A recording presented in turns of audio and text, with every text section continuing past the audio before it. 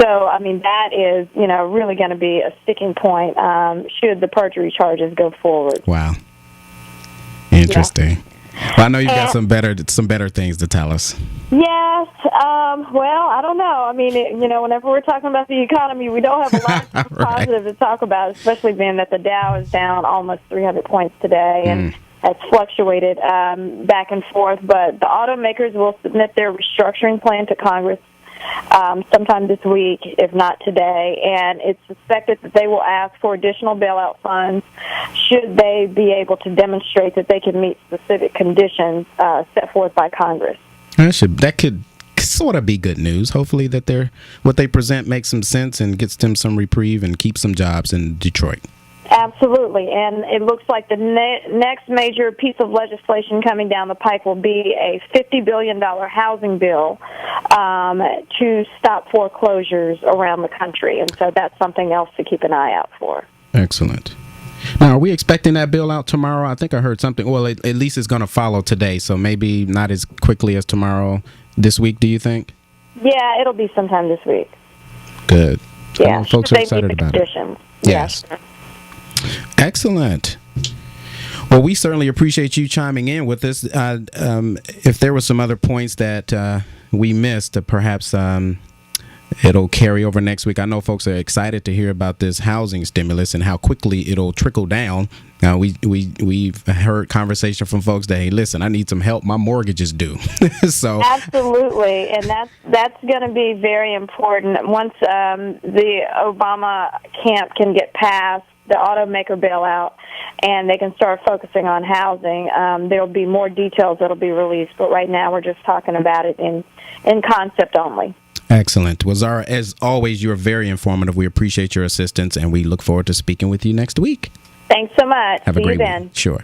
Bye-bye. Well, folks, we want to turn our attention to what everyone's attention is on, aside from the economic stimulus, and that is preparation for taxes. Yes. Because we got to pay the taxes. We supposed to.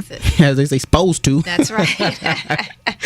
But we have a wonderfully gifted young woman who is going to share some ideas on perhaps how we can best prepare ourselves to sort of mitigate our obligations. We're avoidance is okay so long as you do it properly and legally and you file everything properly. You can perhaps reduce your obligation. Is correct. That true? That's correct. Tell us a little bit about it. Well, before we talk a little bit about individual tax prep, I wanted to make a couple of notes as relates to corporate tax filing. Excellent.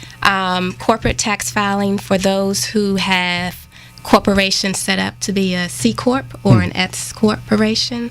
Your filing taxes are due on March 15th. Well, really, actually March 16th because the 15th is on a Sunday. If your entity is actually set up as an LLC, also known as a limited liability company, or a partnership, a Form 1065, your tax filing is on April 15th. And I actually wanted to make a note here, DaRayl, about some forms, particularly for investors. Investors who are expecting an interest income or dividend income, bond type of activity, stock type of activity. Well, brokers have actually been allowed to mail those tax documents today. So if by chance investors haven't quite received all of their investment tax documents, it's because the due date has actually been pushed to today. Actually, the due date is February 15th, but because of the weekend and the holiday, those tax documents should be mailed out today. So just about the end of this week, potentially the beginning of next week, all tax documents should have been received by taxpayers. And if they have not, then taxpayers should reach out to those entities to kind of find out what's going on. You know, there's probably a lot of people who are listening to say, well, look, I'm not expecting any kind of dividends or income from my investments. I lost money. What can the government do for me? I lost money. I don't want no forms. About no income. Well, they definitely still want to receive those tax documents because it's a benefit to preparing those tax returns. Sure.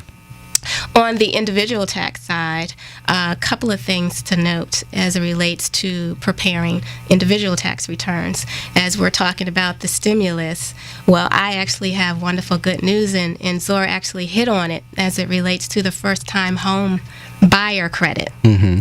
Originally, this particular credit was set up whereby taxpayers who purchased their homes between April 9th, 2008 to July 1st, 2009, they actually were able to receive a credit up to $7,500. However, this credit was set up such where it was a non-interest bearing type of loan where it have to be paid back over a 15-year period. Okay. However, due to the 2009 stimulus bill that our president is due to sign off on today, that will be relieved, whereby we don't have to repay that $7,500, only if the taxpayer does not sell their home within the first 3 years. Excellent.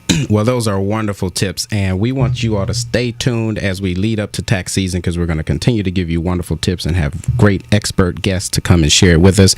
Stay with us. We're going to take a break. You're listening to Wealth of the Nation. Thank you for listening to the Wealth of the Nation program with your host, DaRayl Davis. Sponsored by Financial Assurance Corporation, located at 1875 High Street, Northwest Washington, D.C. For information, visit us on the web at www.DaRaylDavis.com or call 202-429-5254.